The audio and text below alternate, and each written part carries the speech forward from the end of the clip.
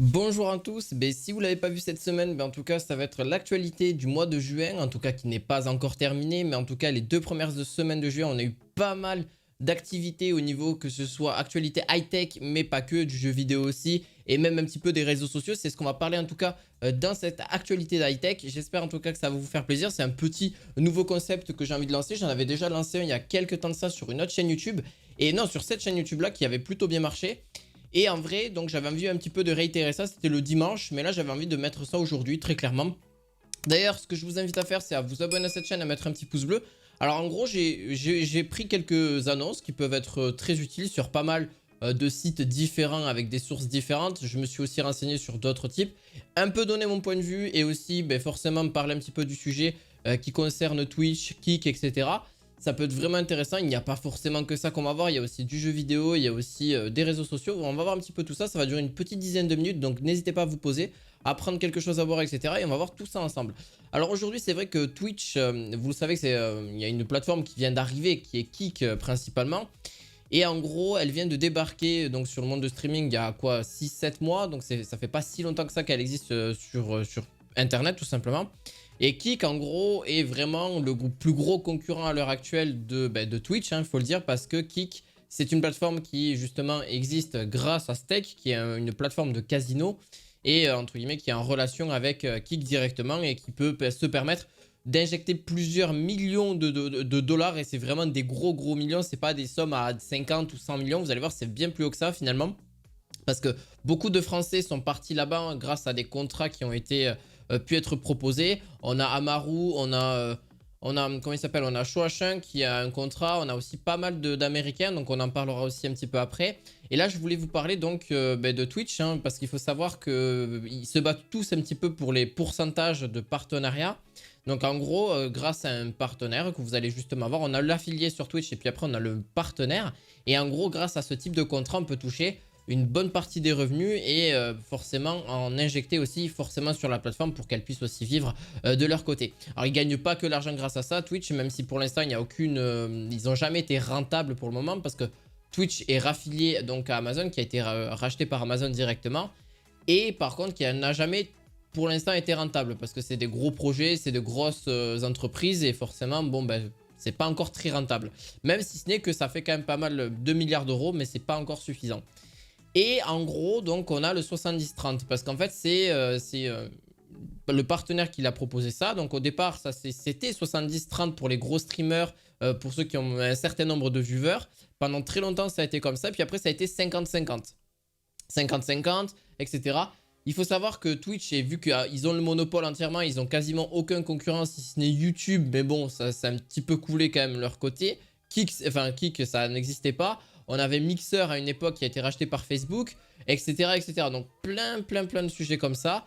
Et donc c'est vrai qu'ils ont fait ce contrat-là. Donc en gros 70-30, ils l'ont remis au goût du jour, mais il y a certaines conditions à respecter. Donc il faut avoir 350 subs pour ceux qui constamment et forcément aussi re-signé, je ne vais pas vous dire de bêtises, mais quasi à chaque fois. Donc nouvel engagement, donc voilà, vous voyez, durée du programme, les streamers bénéficieront de cette répartition pendant 12 mois. Donc en gros, pendant 12 mois, il va falloir à chaque fois avoir 350 subs, de conserver au moins 350 abonnements, donc payants sur 3 mois consécutifs, parce que ils ont dû le calculer de façon comme ça, après c'est leur truc, c'est pour reproposer en tout cas le 70-30.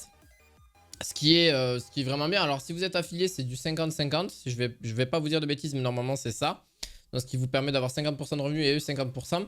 Donc si par exemple vous touchez, je sais pas, 500 euros, 500 dollars sur la plateforme Twitch, vous allez donner 250 et 250 par à Twitch. Donc ce qui fait un peu beaucoup. Avec le 70-30, là c'est pareil. Si vous avez 100 euros, vous gagnez 70 euros et 30 euros va à Kick directement. Va à Twitch, pardon, au niveau de là-dessus. Alors ça s'appelle le partenariat plus. Donc c'est ce qu'ils ont mis, et c'est ce qu'ils ont mis en place. Donc sera lancé le 1er octobre 2023. Donc ça va arriver très rapidement. D'ailleurs, admission des streamers. Les streamers éligibles en juillet, août et septembre seront admis au programme et informés de leur admission en octobre. Donc oui, il y a encore des gros streamers qui ont certains contrats type Gotaga, etc. qui ont des gros contrats et qui ont normalement le 70-30 déjà ouvert et qui l'ont déjà depuis un petit moment. Donc oui, il y a certaines exceptions, mais là vraiment ça va se généraliser. Alors je vais pas forcément vous dire de bêtises non plus, parce que c'est des informations à bien regarder. Mais clairement oui, j'ai eu certains échos par rapport à ça. Mais bon, Franchement, c'est quelque chose qui est bien, mais qui à la fois ne battra toujours pas Kick parce que pour le moment, Kick n'a toujours pas changé ses règles. Alors je pense que ça va changer parce que forcément, c'est pour faire amener du monde sur la plateforme. Et donc Kick, et on en reparlera juste un petit peu après, mais clairement, ils ont fait un gros deal avec un géant, donc il faut le dire, mais on le verra juste après. Donc Kik, pour ceux qui ne savent pas, c'est un nouveau concurrent qui est vraiment le plus controversé, qui ressemble énormément graphiquement et au niveau design. Alors c'est en vert et noir, et vraiment le design ressemble porter tout craché à Twitch. Voilà, au niveau des catégories, bon, c'est un peu plus anglophone, il y a certains aspects, c'est vraiment anglais, il n'y a pas forcément du français, mais ça c'est normal, mais ça va forcément venir au fur et à mesure des années si ça continue à exister. Il y en a beaucoup qui disaient que ça allait être assez éphémère, mais pour l'instant, ça a l'air de durer. Donc, pour l'instant, ils ne sont pas forcément rentables, mais ils ont quand même une bonne stratégie dans l'ensemble parce que c'est du 95-5. Donc, en gros, vous allez toucher 95% de vos revenus et 5% vont à la plateforme Kick. Pour le moment, même si je sais que ça va changer quand il y aura beaucoup plus de monde dessus. Il y a de très belles stats. On a plus de 6 millions d'utilisateurs actifs, il me semble, en un mois ou même plus que ça. Ce qui, bien sûr, est à vérifier, mais c'est vraiment évolution de l'intérêt pour cette recherche. Vous voyez, ouais, les recherches sur Google déjà augmentent par rapport à Kik et sont déjà beaucoup plus... voilà, ils revendiquent 5 millions d'utilisateurs inscrits. Donc là, il y a 5 millions d'utilisateurs inscrits. Et aurait mis 69 jours avant d'atteindre le million d'utilisateurs. Bon, ce qui est pas, en quoi, 2 mois et 9 jours, ils ont atteint le million d'utilisateurs. Ce qui est déjà pas mal en vrai. Donc, en gros, qui serait plus de 67 000 fin avril. Voilà, une multiplication de chaînes qui a été créée et forcément aussi qui sont actifs parce qu'il y a aussi des streamers et il y a des viewers, donc des consommateurs. Et donc là-dessus, vous allez voir que franchement, c'est pas si mal que ça parce que ça concurrence Twitch, YouTube Gaming et donc OBS et XSplit et Streamlabs se mettent en place. Donc c'est des logiciels de live pour justement avoir donc ces accessoires pour les alertes, pour les follow, etc. Pour ceux qui connaissent et pour ceux qui sont dans le domaine ou ceux qui voient des streams là-dessus. Mais franchement, Kick est vraiment pas une mauvaise plateforme dans l'ensemble, même si ce n'est que, bon, il y a certains intérêts qui font que c'est surtout pour l'argent. Beaucoup se sont déplacés de Twitch à Kick parce que aujourd'hui, je trouve que c'est dommage qu'on puisse avoir ce point de vue-là. D'ailleurs, finalement, je pense que ça va durer un peu plus que 10 minutes, cette review, mais moi, juste vous donner un avis, je trouve ça dommage qu'aujourd'hui, on ne peut pas streamer sur toutes les plateformes et en touchant un certain pourcentage et d'avoir justement, parce qu'aujourd'hui, pour ceux qui veulent faire du multi-streaming, c'est possible avec Kick. Par exemple, avec YouTube, c'est possible. Mais par contre, il faut savoir que si tu veux streamer Kick et Twitch en même temps, c'est pas possible. À part si tu n'as pas de partenariat, si tu n'as pas de contrat, si tu n'as pas d'affiliation, etc. Donc là, oui, c'est possible. Mais franchement, ce que je trouve dommage, c'est qu'on ne puisse pas donc être rémunéré et à la fois, bon, si ça fait la concurrence peut-être, certes, mais nous, on ne doit pas être impacté. Nous, justement, les streamers qui veulent justement produire du contenu, produire du divertissement, etc. Et ce qui nous fait que justement on peut streamer sur toutes les plateformes et toucher donc forcément plus de revenus pareil. Dans le monde du marketing, pour ceux qui ne me connaissent pas, je suis dans le monde de marketing aussi. Et en vrai, on a le choix des plateformes avec lesquelles on veut travailler. On peut travailler avec plusieurs de ces plateformes-là. Donc par exemple, dans la prestation de service, on peut travailler avec tous les modèles qui existent et sans aucun problème. Alors que là, on ne peut pas travailler avec Kick, Twitch et YouTube par exemple et TikTok en même temps. Mais tout en même temps, genre les 4 en même temps. Et ce qui est très possible, hein. Aujourd'hui, on a des plateformes qui le font très bien. J'ai même un plugin qui le fait très bien. Donc ça sera peut-être l'objet d'une autre vidéo. Mais on a plein de choses comme ça qui peuvent être super sympas. Mais malheureusement, ça n'est pas possible. Parce que justement, pour eux, c'est la concurrence. Pour eux, c'est peut-être de l'argent en moins.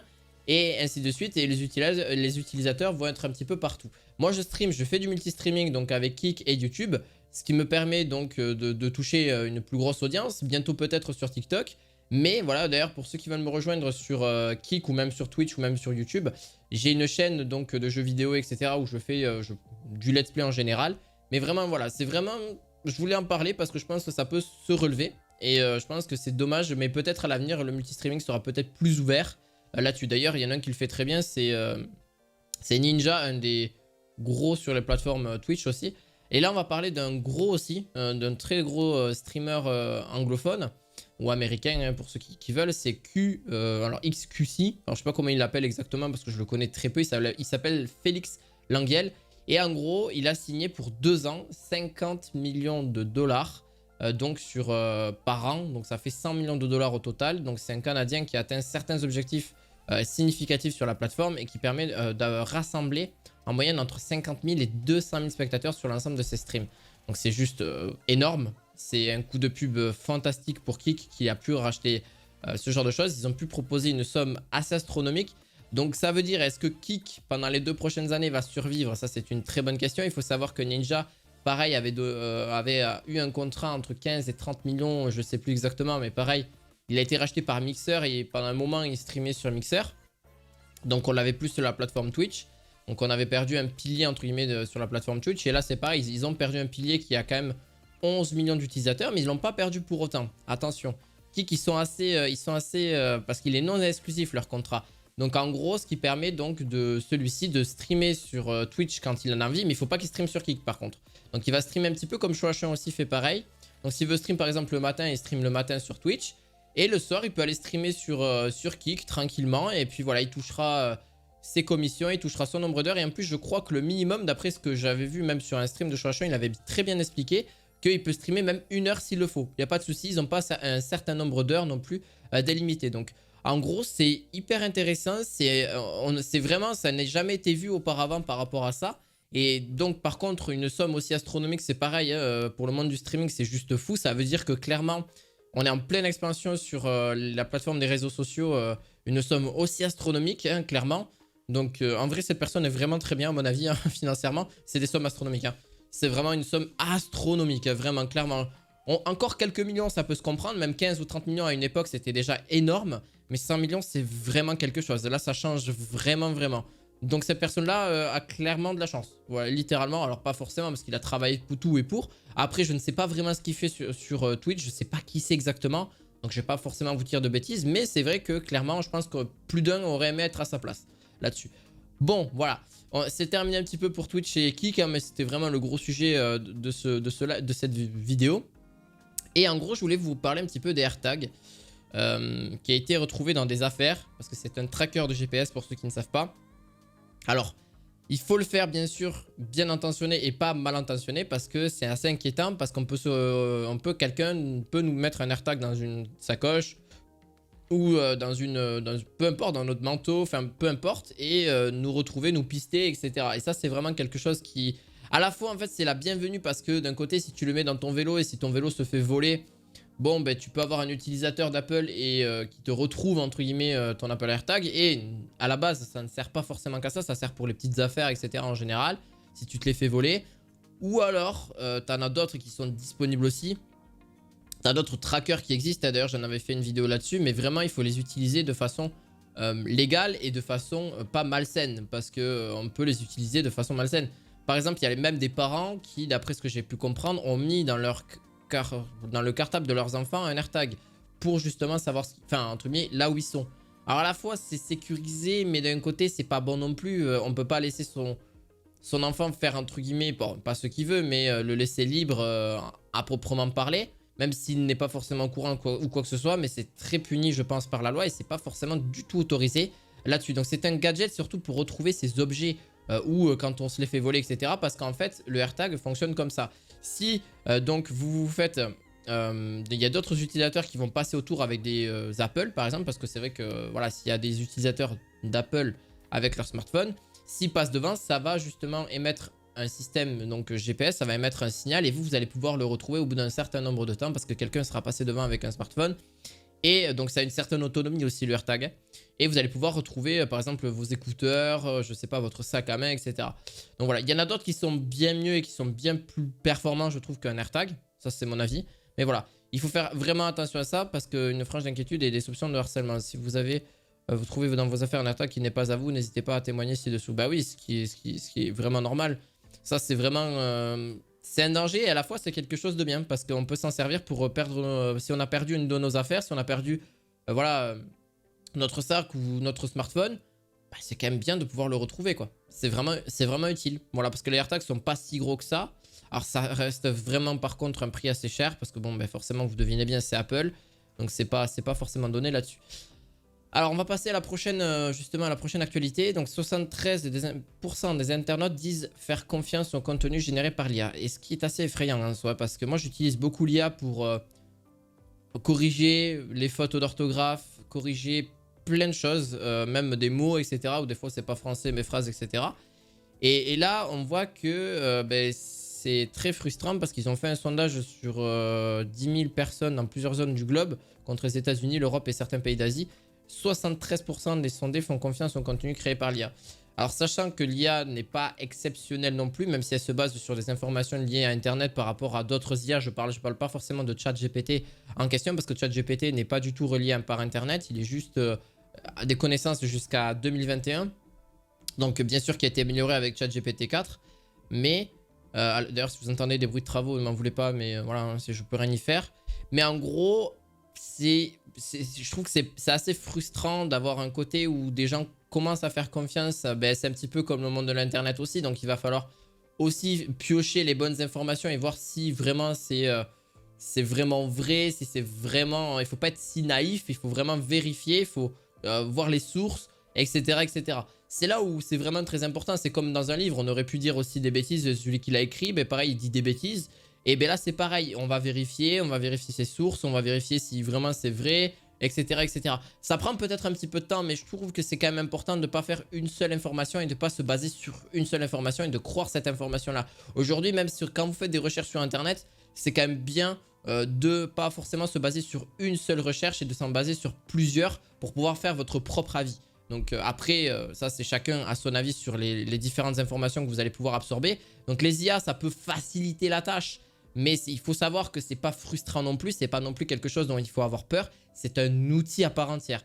Aujourd'hui, c'est pas un robot qui va remplacer tout. Oui, on va pouvoir dire forcément que ça remplace des métiers, mais il y en a plein d'autres qui se créent. Et Internet est là justement pour un petit peu supporter ça. Oui, ça va en supprimer beaucoup, donc lié à l'Internet, etc., l'intelligence artificielle. Mais si je vous mets un exemple, qu'il y a toujours des artisans qui fabriquent de leurs mains et forcément c'est un prix beaucoup plus cher, mais ça existe toujours et ça néglige pas qu'il y a toujours aussi des boulangers alors qu'il y a toujours le supermarché ou l'hypermarché qui est présent justement pour faire des pains et qui sont pas forcément de la meilleure qualité qui soit, mais il y a toujours des consommateurs pour certains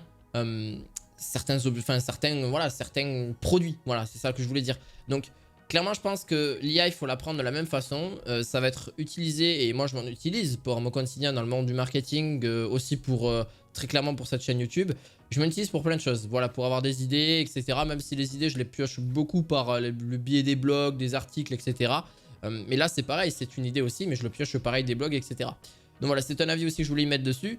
Alors oui, moi, je parle un petit peu de jeux vidéo sur la chaîne. Vous savez, j'adore le jeu vidéo en général. Et on a Street Fighter 6 qui est sorti, qui est d'ailleurs un opus qui a été un petit peu attendu, hein, clairement, au niveau de la licence de chez Capcom.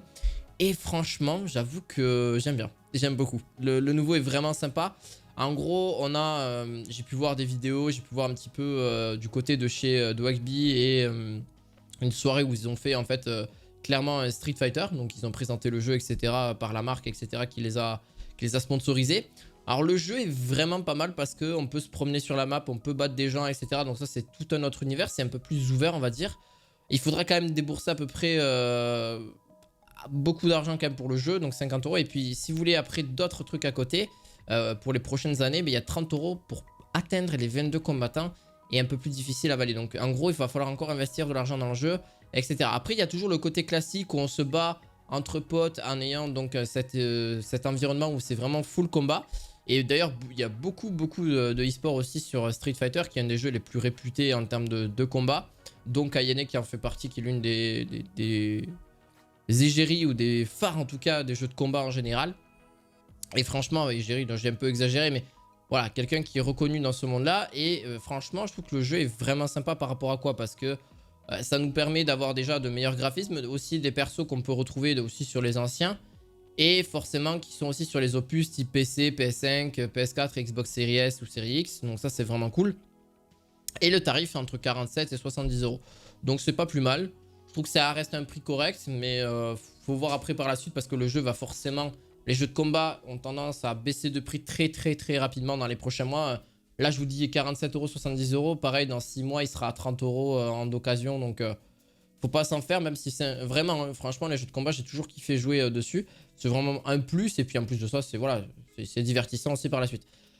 Alors oui, on va parler un petit peu d'Apple. Il fallait vraiment que je termine par ça parce que j'aime beaucoup ce qu'ils ont fait Apple par rapport au casque VR. Moi, j'ai le MetaQuest 2, qui est juste une dinguerie en termes purs parce que on a En gros, pour ceux qui n'aiment pas forcément la réalité virtuelle ou n'aiment pas jouer à des jeux de réalité virtuelle, là, en fait, on a la réalité virtuelle et la réalité augmentée en même temps. D'ailleurs, Facebook a beaucoup rebondi par rapport à cette annonce de chez Apple. Donc, c'est ce qu'on appelle le Vision Pro d'Apple qui, malgré son prix, vous allez voir, pour moi, c'est l'équivalent oui et non. Parce qu'on va pouvoir travailler donc avec un casque, même s'il y en a beaucoup d'ailleurs qui travaillent avec un casque et plus maintenant avec des écrans. Donc, ça va peut-être remplacer vos écrans finalement. Quelque chose d'assez léger de chez Apple. Donc, je pense que ça va innover à d'autres constructeurs de faire un petit peu ce qu'ils ont fait eux au niveau de leur technologie. Donc de toute façon, on est toujours parti pareil. Apple a sorti des écouteurs sans fil, donc les AirPods. Après, ça s'est mis directement avec Samsung, avec d'autres constructeurs qui sont mis à faire pareil. Et ben là, c'est un petit peu les précurseurs, je pense, parce que là, ils l'ont annoncé au mois de juin 2023. Ils comptent le sortir en 2024 en France. Donc, très haute définition 4K. On n'a pas forcément beaucoup plus d'aspects de caractéristiques au niveau de ce Vision Pro. On sait quelque chose, forcément, on sait que la batterie n'est pas incorporée à l'intérieur, donc on va pouvoir la brancher directement et la fixer si on veut avoir 2 heures d'autonomie minimum, même si ce n'est qu'on peut le brancher et avoir une autonomie assez illimitée, un petit peu comme tous les casques en général. Ça, c'est vraiment ok, quelque chose de correct. On a aussi donc la possibilité de voir grâce à des caméras, donc un peu ce qu'ils ont fait avec le MetaQuest, mais en plus développé. Donc on verra des personnes, donc pas que dans la réalité virtuelle, on aura une réalité augmentée un petit peu comme on avait sur la 3DS en fait. On pouvait justement toucher, donc là avec vos mains grâce à des capteurs, c'est vraiment vos mains, vous allez avoir aucune manette dessus. Vous allez pouvoir en fait vous-même faire la souris et le clavier en fait au final et toucher un petit peu qu'est-ce qui vous intéresse, afficher plusieurs écrans aussi. On va pouvoir aussi donc régler grâce à une petite molette, donc passer en réalité virtuelle ou en réalité augmentée. Donc on pourra passer sur 2 endroits différents. Pareil, est-ce que au niveau jeux vidéo ça va être un petit peu plus d'actualité, mais Apple ça n'a jamais été trop le cas d'être sur le monde du gaming en général. C'est surtout le côté passionné et intelligence artificielle bien évidemment, et surtout télétravail, travail en général. Donc on a aussi un côté qui va pouvoir être sympa sûrement sur les appels visio. Les appels visio vont pouvoir être beaucoup plus sympas et beaucoup plus améliorés par rapport au MetaQuest où on ne voyait pas forcément nos têtes. Là, ça va être modélisé en 3D grâce au casque que vous allez pouvoir tourner, va vous modéliser votre tête. Et quand vous allez passer donc des appels, ça va être quasi aussi réel que si vous êtes en appel visio avec votre smartphone. Donc ça peut être un plus. Alors oui, on va nous dire que ça nous coupe du monde, etc. Mais quand on voit déjà notre smartphone, on est déjà tous scotchés dessus. Quand je le vois dans les métros, quand je le vois aussi dans les trains ou même dans la rue ou même dans la voiture, on est tous scotchés dessus. Et clairement, ben là, ça va être pareil, je pense, un peu plus tard. C'est pas encore d'actualité, mais je pense d'ici une petite dizaine d'années, et je pense que ça va arriver très très vite. On sera limite tous là-dessus parce que ça va être de plus en plus fin. On avait des téléphones, c'était aussi gros qu'une main et ça pouvait même rentrer sur 2 mains, tellement que c'était gros. Aujourd'hui, on a un smartphone qui est tellement fin et qui arrive, je pense, à son apogée au niveau de la technologie. Et on pense vraiment peut-être qu'un casque ou même que ça va finir peut-être par des lunettes, littéralement. Même si ça a déjà existé, mais c'était trop lourd. Les technologies n'ont pas été plus amies que ça. Mais là, on a un casque ultra léger. Genre vraiment, on a quelque chose de très très très léger par rapport à des casques qui sont bien plus lourds et qui nous prennent un petit peu la tête. Là, en vrai, franchement, au niveau de la tête, etc., ça va être beaucoup plus sympa. Bon, après, il faut voir au niveau de la durabilité. Bon, après, on n'a pas plus de... En vrai, on pense que ça va faire du 96 Hz au niveau du taux de rafraîchissement. Donc, c'est pas énorme. Alors qu'il y en a plein d'autres qui vont bien plus haut que ça.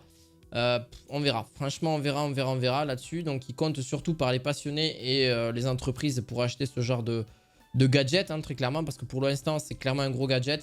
On verra par la suite les précurseurs ou même les autres versions de chez Apple ou même les constructeurs sur quoi ils vont se baser. Parce que là, clairement, c'est une nouvelle ère qui va arriver. Et c'est très bien encore qu'on ait des casques VR qui existent. Et ça, c'est vraiment, vraiment un plus. Et bien, en tout cas, n'hésitez pas à en discuter. Que ce soit de mon point de vue, vous l'avez. Donc, on peut débattre sur ça. Je sais qu'il y en a qui ne seront pas forcément d'accord sur ce que j'ai dit. Mais n'hésitez pas à mettre un petit pouce bleu, à vous abonner à la chaîne. On se retrouve très prochainement pour une autre review un petit peu d'actualité et aussi de me donner un petit peu mon point de vue là-dessus. Je vous dis à la fois prochaine pour d'autres vidéos. À la fois prochaine, ciao ciao.